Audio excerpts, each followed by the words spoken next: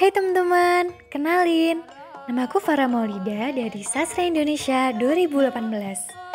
Di kesempatan kali ini, aku mau bagi info menarik nih tentang kebudayaan kita sendiri loh. Simak dan dengerin baik-baik ya.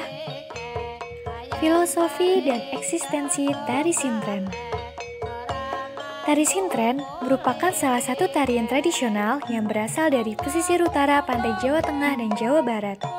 Selain gerak tarinya, tarian ini juga terkenal dengan unsur mistis di dalamnya karena ada ritual khusus untuk pemanggilan roh atau dewa. Tari sintren ini tersebar di beberapa tempat di Jawa Tengah dan Jawa Barat, seperti di Cirebon, Majalengka, Indramayu, Brebes, Pemalang, Pekalongan, dan Banyumas.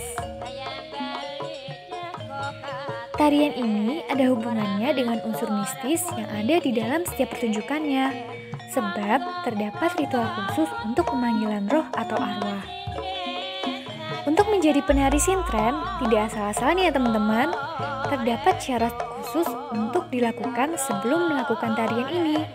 Syarat penari sintren adalah berupa gadis yang masih perawan, sebab penarinya harus masih dalam keadaan yang suci. Sebelum tarian ini dipertunjukkan, para penari wajib untuk melakukan puasa beberapa hari agar tubuh si penari tetap dalam keadaan suci. Para penari juga harus menjaga tingkah laku agar tidak melakukan dosa atau berzina. Para penari sintren akan menggunakan kostum berupa baju golek. Baju golek adalah baju tanpa lengan yang biasanya digunakan dalam tari golek. Sementara untuk bagian bawahannya menggunakan kejarik dan celan cinde. Bagian kepala para penari menggunakan jamang atau hiasan berupa untayan bunga melati di samping kanan dan koncer di bagian telinganya.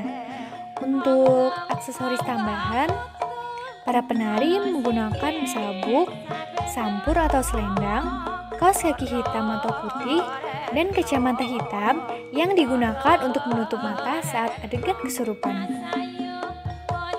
Nah, ngomongin tentang tari sintren, gak lengkap nih kalau kita gak ngomongin tentang sejarahnya. Catatan sejarah tentang asal-usul tarian ini adalah berawal dari cerita Sulandono selaku Ki Bahurekso. Ia adalah Bupati Kendal yang pertama kali melakukan pernikahannya dengan Dewi Ramtamsari yang diberikan julukan yaitu Dewi Lanjar. Raden Sulandono menjalin kasih dengan seorang putri dari desa Kalisalak yang bernama Sulati. Sehingga akhirnya Raden Sulandono melakukan pertapaan yang diperintahkan oleh ibunya. Ibunya kemudian memberikan selembar kain kafan kepada Raden Sulandono untuk fasilitas ketika menjelang bertemu dengan Sulati setelah pertapaan selesai.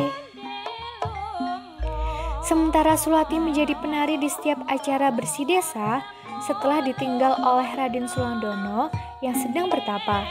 Hal ini diperintahkan kepada Sulati sebagai syarat untuk dapat bertemu dengan Raden Sulandono.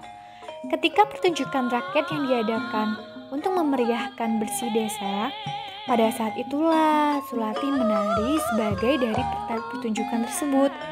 Pada saat itu pertapaan dengan malam bulan purnama. Raden Sulandono kemudian turun dari pertapaannya teman-teman dengan cara bersembunyi-sembunyi sambil membawa kain yang diberikan oleh ibunya. Nah, ketika Sulati sedang menari, dia kemudian dirasuki oleh kekuatan atau roh dari Dewi Ramtamsari, sehingga mengalami trance. Melihat keadaan Sulati yang seperti itu, Raden Sulandono kemudian melemparkan kain tersebut sehingga Sulati jatuh pingsan. Nah, sebab dari itu teman-teman, jadi kekuatan yang dimiliki Raden Sulandono itu, maka Sulati dapat dibawa pergi dan keduanya mewujudkan cita-citanya untuk bersatu dengan cinta.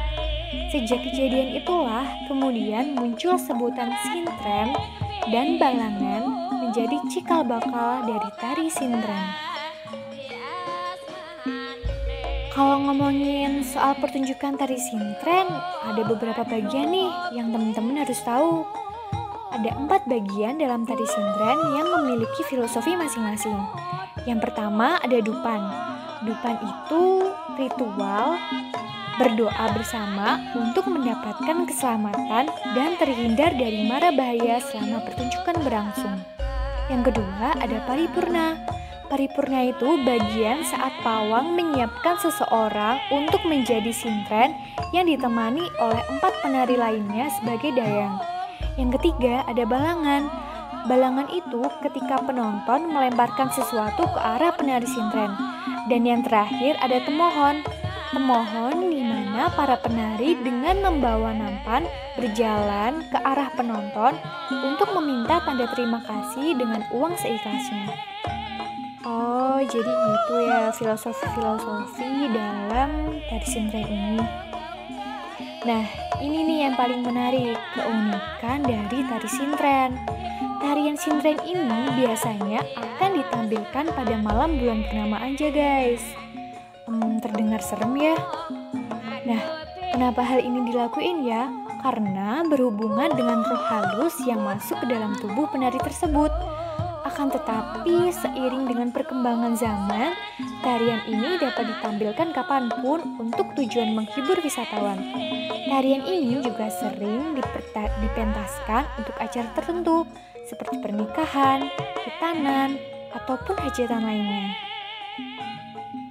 Nah, gimana teman-teman dengan info-info yang udah aku bagiin ini? Semoga teman-teman bisa mengambil sisi menarik dari info yang aku bagiin ini ya. Dan tetap melestarikan kebudayaan kita sebagai generasi penerus Indonesia. Sampai ketemu di lain waktu.